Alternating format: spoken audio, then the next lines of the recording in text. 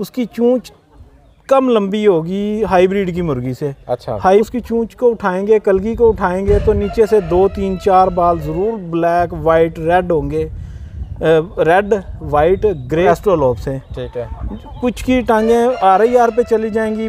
मुनाफा तो इसमें बहुत अच्छा है अगर आपको ब्रीड अच्छी मिल जाए। अच्छा, ठीक है। अस्सलाम वालेकुम। वालेकुम अस्सलाम। राना हलील भाई कैसे हैं आप? शुक्र अल्लाह का।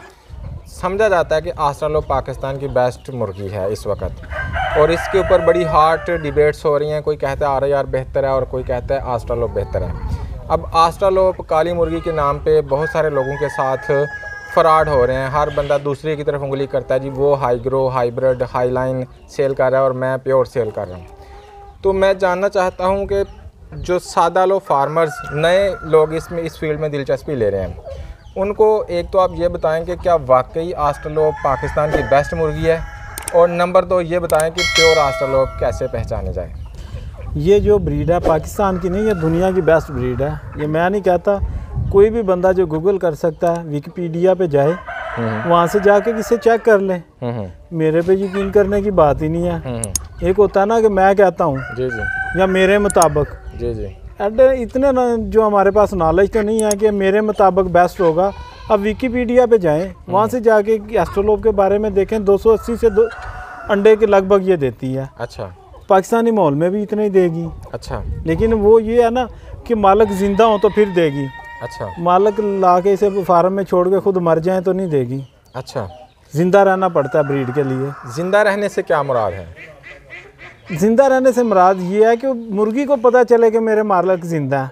उसे 2 टाइम फीड दें, उसे अच्छी प्रॉपर फीड, उसके मेंटेनेंस, उसके टेम्परेचर, हर चीज़ का ख्याल रखें। अच्छा। मुर्गी को क्या पता कि मालिक मरते कैसे हैं, जिंदा कैसे हैं। मुझसे तो उसके चेक करने पे, बैलेंस करने पे पता चलेगा ना कि मेरे मालिक जिंदा है। यानी उसकी केयर करें तो इससे मुराद जिंदा। बिल्कुल। अच्छा, दूसरे नंबर पे ये बताइए कि आप कह रहे हैं कि 280 अंडे वाकई देती है।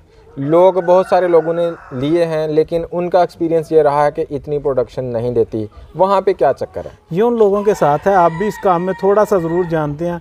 ये उन लोगों के साथ है कि जो लोग बहुत जल्दबाज होते हैं, बाद में मुझे, आपको, या एक जितने भी चेहरे यूट्यूब पे आ चुके हैं उनको बदनाम करने की कोशिश करते हैं।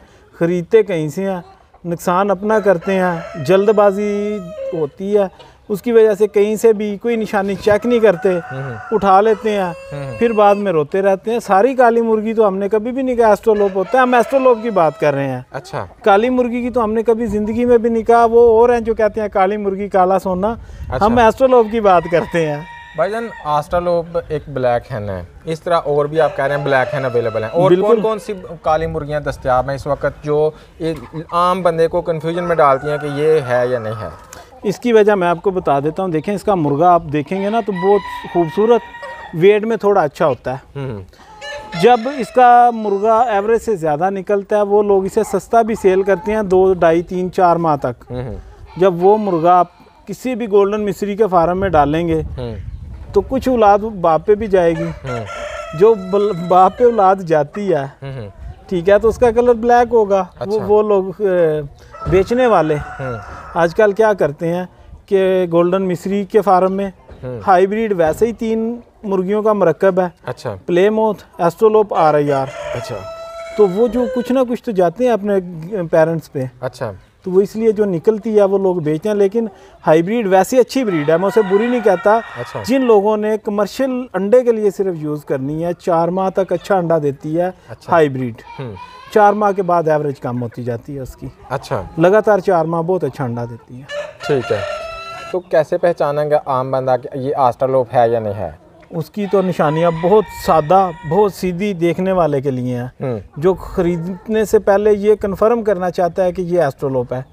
इसमें सबसे पहली निशानी, जब आप ब्रीडर लें, उसकी चूंच कम लंबी होगी हाइब्रिड की मुर्गी से। अच्छा। हाइब्रिड की मुर्गी की तकरीबन इतनी चूंच होती है। अच्छा। ठीक है। फिर उसकी चूंच से लेके ऊपर तक जो हिस्सा होता है वो ब्लैक होगा। अच्छा।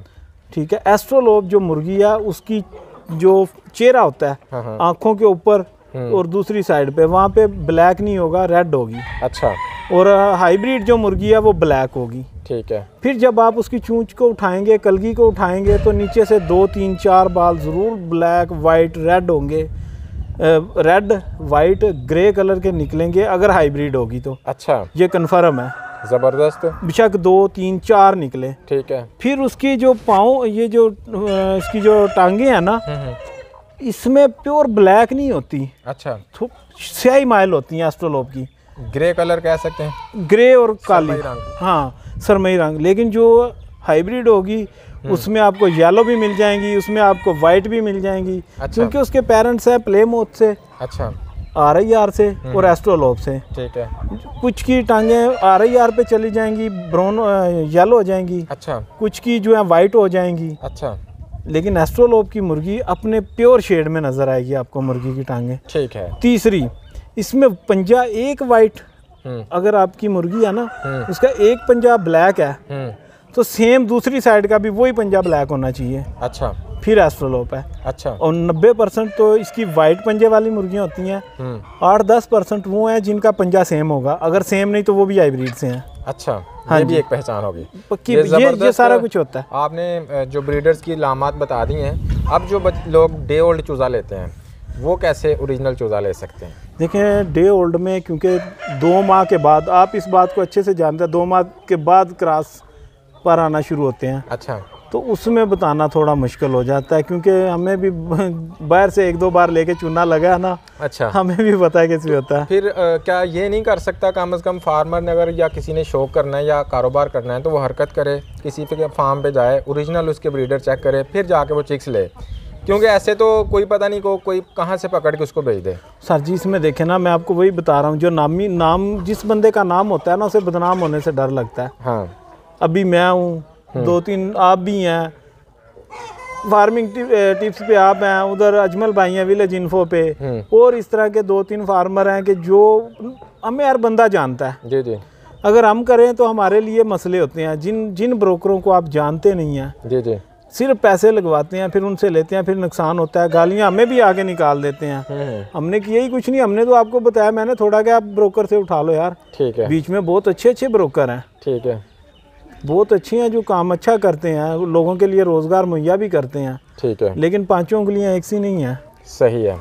अच्छा सर, आखिरी बात के तौर पे मैं आपसे जानना चाहूँगा कि पाकिस्तान के अंदर पोल्ट्री फार्मिंग और ख़ासकर आस्ट्रालोप, लाइट सुसेक्स वगैरह जो ब्रीड्स आपने रखी हुई हैं, इनकी फार्मिंग कैसी फार्मिंग है? क्या नए दोस्तों को इस कारोबार में आना चाहिए या नहीं आना चाहिए?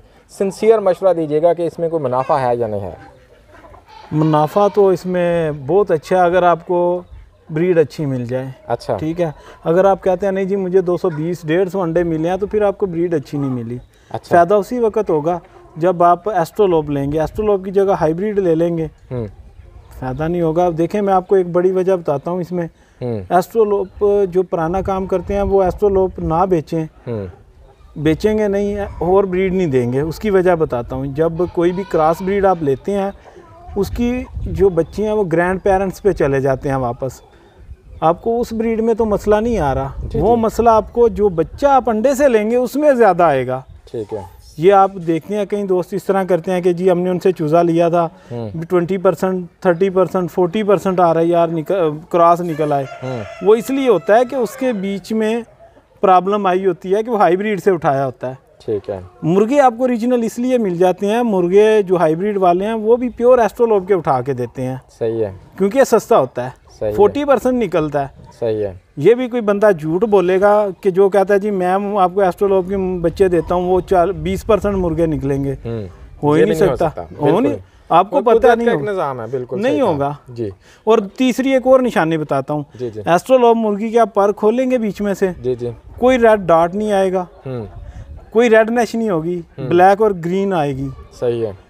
आप जब भी इस तरह खोलेंगे पर, तो आपको जो उसमें हाइब्रिड में रेडनेस के ज़रूर असर नज़र आएंगे परों के बीच में। ज़बरदस्त है, ज़बरदस्त। राना साहब, आपने बड़ी तलीमी गुफ्तगू की है माशाल्लाह। इस शार्ट से सेशन में आपने बहुत नुस्खे की बातें बता दी हैं। बहुत शुक्रिया। अस्सलाम वालेकुम। वालेकुम सलाम।